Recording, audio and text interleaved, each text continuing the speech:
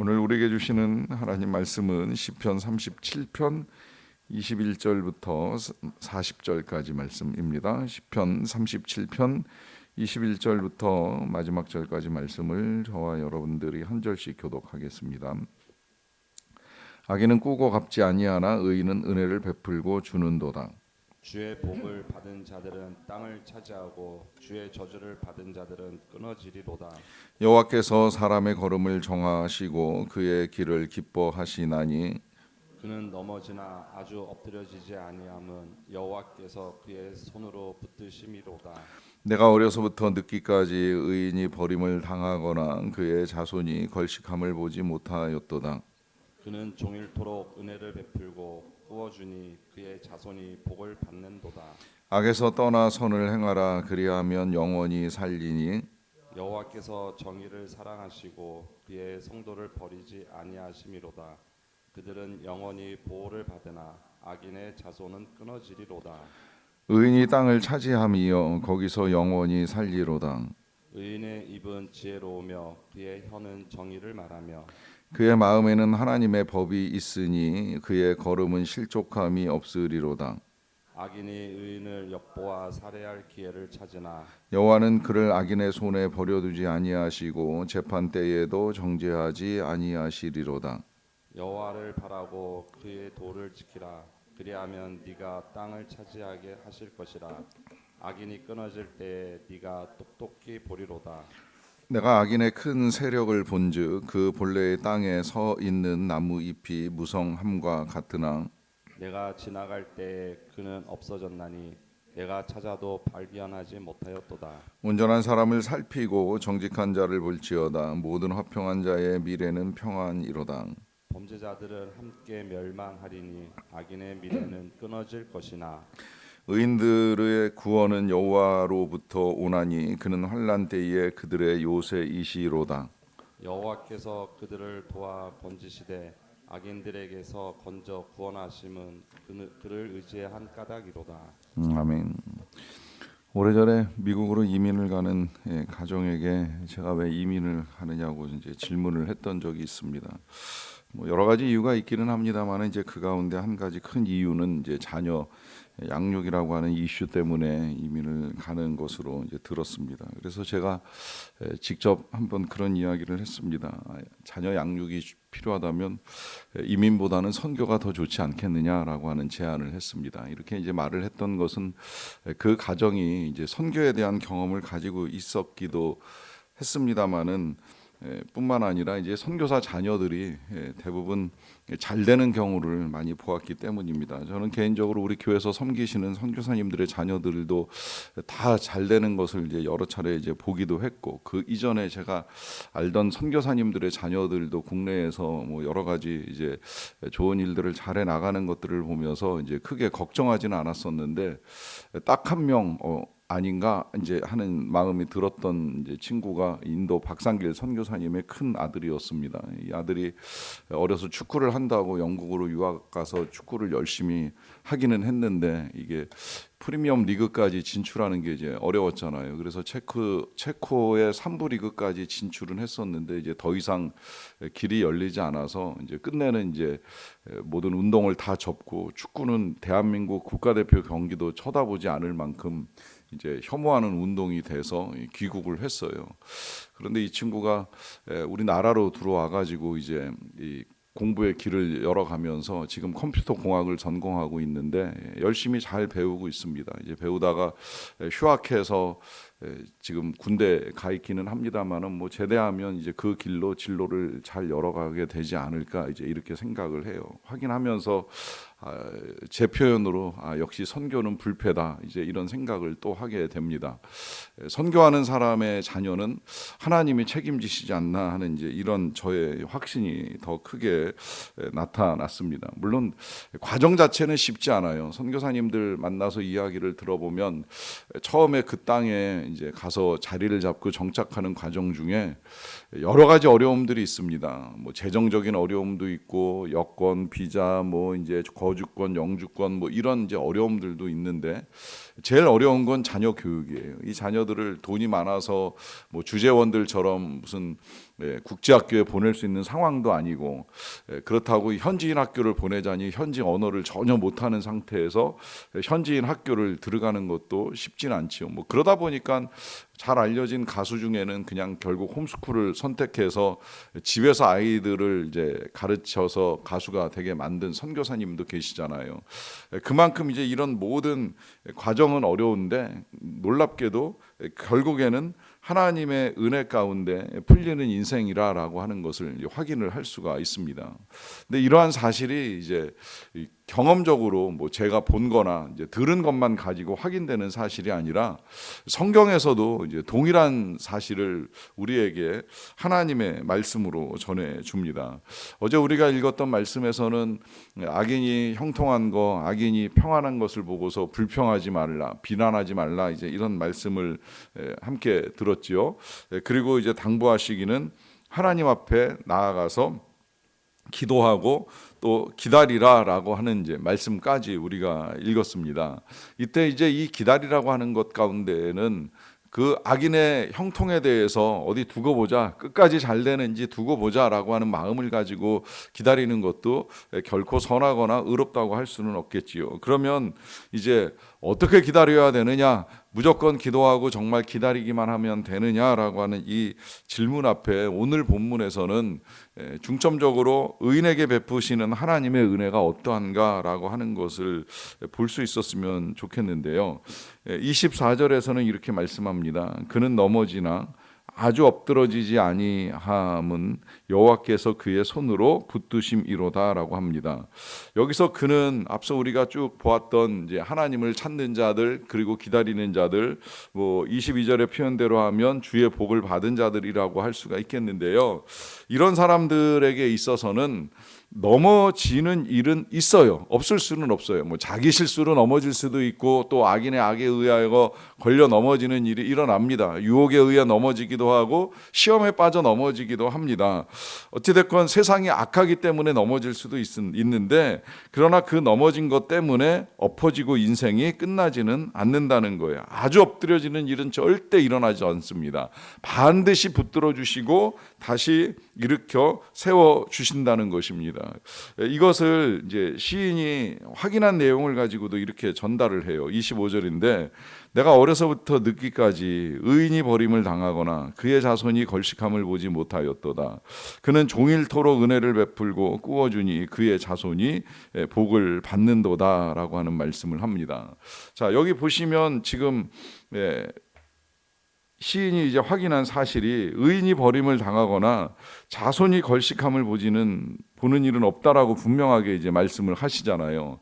제가 최근에도 이제 오래간만에 권사님을 한번 뵈서 이제 이야기를 듣는데 그 권사님 아버님이 목회자이셔가지고 어렸을 때 굉장히 고생한 얘기를 과거에도 여러 번 들었어요. 그래서 가난하게 목회하는 목회자의 딸로 성장을 하셨는데 그 형제들 가운데도 목회자가 나오고 또 조카들 가운데도 목회자가 나오고 또 뭐 집안에 이 식구 저 식구 이제 이야기 들어보면 정말 저는 이 말씀대로 이 의인의 자손이 걸식하는 건 아니구나라고 하는 걸 확인을 하게 됩니다. 제가 그래서 이제 말씀 듣고 나서 그런 말씀도 이제 되려 드렸어요. 우리 대한민국 대표적인 순교자가 주기철 목사님인데 그 목사님 과거의 이야기를 우리 교회 다녀가셨던 손자 주승종 목사님을 통해서 들을 때도 얼마나 그 아들들이 배고프게 성장을 했는지 이루 말할 수가 없지요. 그런데 그 후손들 보면 다 아주 형통하고 풍성한 하나님의 은혜를 누리며 살아가는 모습을 보게 될 때에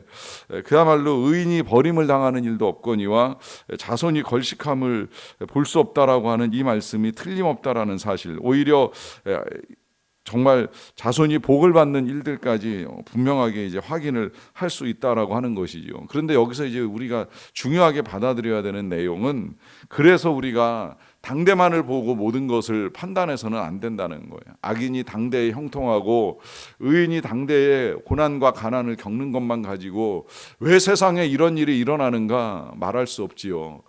분명히 시간이 지나면 당장은 평가할 수 없을지라도 길게 보고 멀리 볼 때 악인은 반드시 멸망을 당하고 의인은 하나님께서 베푸시는 은혜가 자기 자신에게 뿐만이 아니라 여러 세대에 거쳐서 일어납니다. 그러하기 때문에 잠잠하라, 기다리라는 당부하시고요.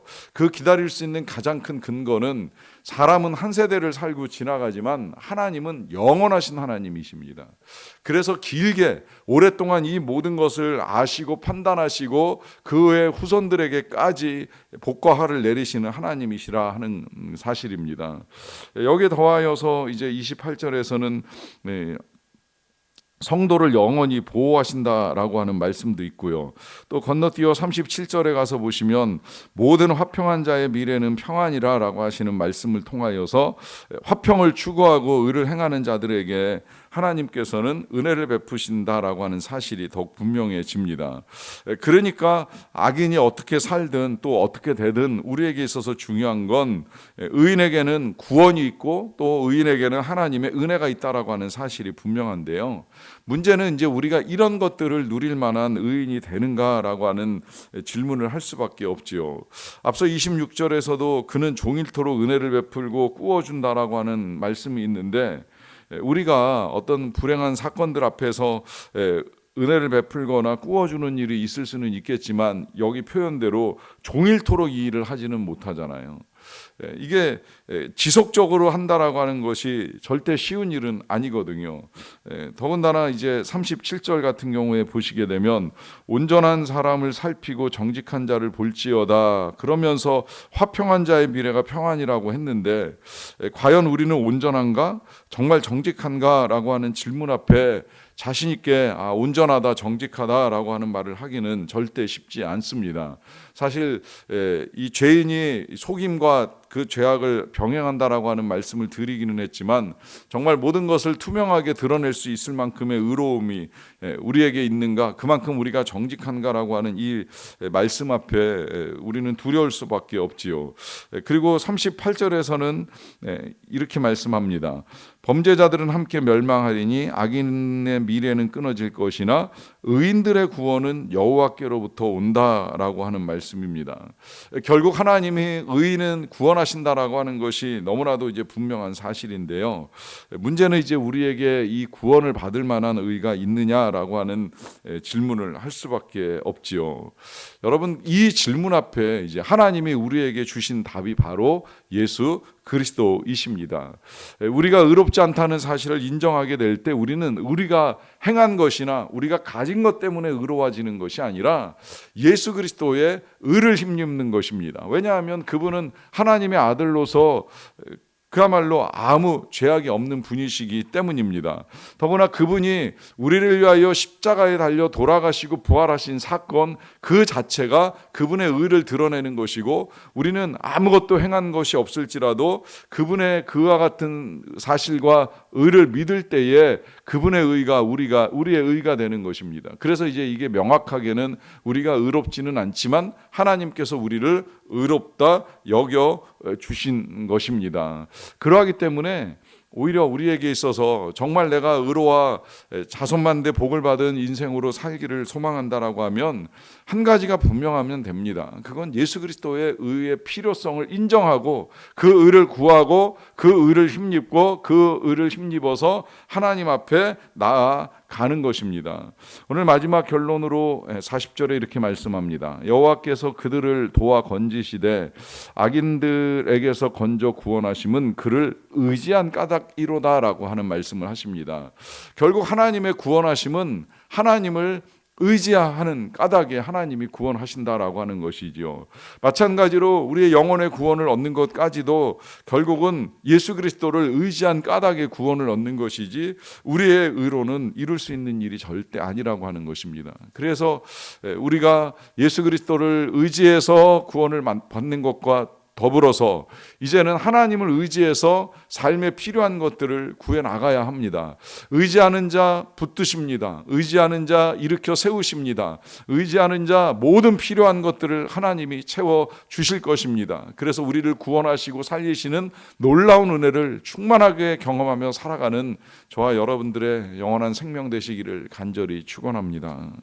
기도하겠습니다. 하나님 아버지 감사합니다. 오늘도 우리가 하루를 시작하며 하나님 앞에서 살게 하여 주시니 감사드리옵나이다. 오늘도 하나님을 의지하며 나아갑니다. 무엇보다 우리 예수 그리스도의 은혜를 의지하며 나아갑니다. 어찌 우리가 감히 의롭다 하여 하나님께 의지할 만한 손을 내밀 수가 있겠사옵나이까. 우리는 동일한 죄인이고 악인이라는 사실을 부정할 수 없습니다. 우리에게도 많은 악이 있고 거짓이 있고 속임이 있습니다. 우리도 열심히 신앙생활을 한다고는 하지만 바리새인같이 위선과 가식에 사로잡힐 때도 얼마나 많은지요. 이러한 삶 속에서 우리의 의를 이루어 주신 예수 그리스도의 고난과 부활을 힘입어 나아가옵나니 하나님 우리를 불쌍히 여겨주시고 그 자비하심으로 자녀 삼아 주신 은혜를 우리에게 내리워 주시옵소서. 그 은혜를 힘입어 오늘도 주님 앞에 나와 기도하는 모든 주의 백성들의 간구와 기도를 들으시고 역사하여 주시옵소서. 은혜를 베풀어 주시기를 원합니다. 각 가정에 필요한 것들을 아시지요. 재정의 어려움에 빠져 있기도 하고 진로의 어려움에 빠져 있기도 하고 질병과 고난의 어려움 가운데서 하나님께 손을 내밉니다.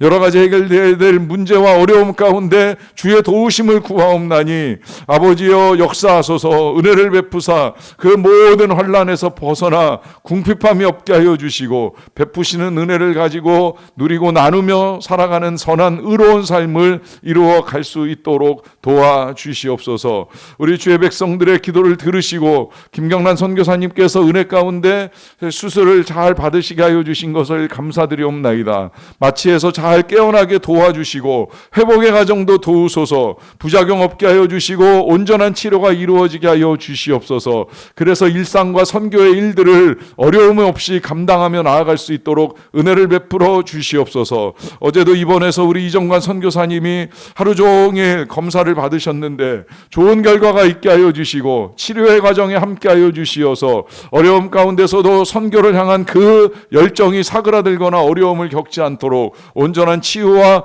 회복의 역사들을 이루어 갈 수 있게 도와주시옵소서. 그 밖에도 선교지에서 선교하시는 선교사님들 잠시 안식과 또 세미나를 위하여 들어오신 모든 분들 가운데 함께하여 주시어서 잘 충전되게 하여 주시고 하나님이 주시는 열정과 에너지 성령의 충만함들을 가지고 선교지에서 행해 나가는 모든 사역들 가운데에 아름다운 하나님의 나라를 이루어 갈 수 있도록 도와주시옵소서. 꿈잔치에서 손가락을 다친 우리 어린이의 회복이 빨리 이루어질 수 있도록 도와주시고 그래서 다시 기쁘고 즐겁게 뛰노는데 어려움이 없게 하여 주시옵소서. 우리나라를 하나님 긍휼히 여겨주시기를 원합니다. 다시 지도자를 세워나가는 이 일에 있어서 정말로 한 사람의 지도자가 중요하기에 하나님께서 함께하여 주시기를 간절히 원합니다. 하나님을 경외하고 두려워하는 지도자, 국민을 속이고 기만하는 지도자가 아니라 정말 백성들 앞에서 정직하게 기업을 위하여, 산업을 위하여, 경제를 위하여, 국민이 정말 잘 살 수 있는 길을 위하여 올바른 선택과 결정을 해나갈 수 있는 선한 지도자가 세워지게 하여 주시옵소서. 여러 가지 다방면에서 우리나라가 통치자들의 악한 면들이 드러나는 것들을 볼 때마다 참으로 마음이 아픕니다. 다시 행정이나 입법이나 사법 모든 면에서 정의와 공의가 온전하게 세워지게 하여 주시고 그로 인해서 하나님의 선한 통치로 백성들이 살아가는 은혜를 누릴 수 있도록 도와주시옵소서. 모든 것들 가운데 늘 함께 하시는 하나님의 은혜와 사랑을 진심으로 감사드리며 우리 주 예수 그리스도의 이름으로 기도하옵나이다. 아멘.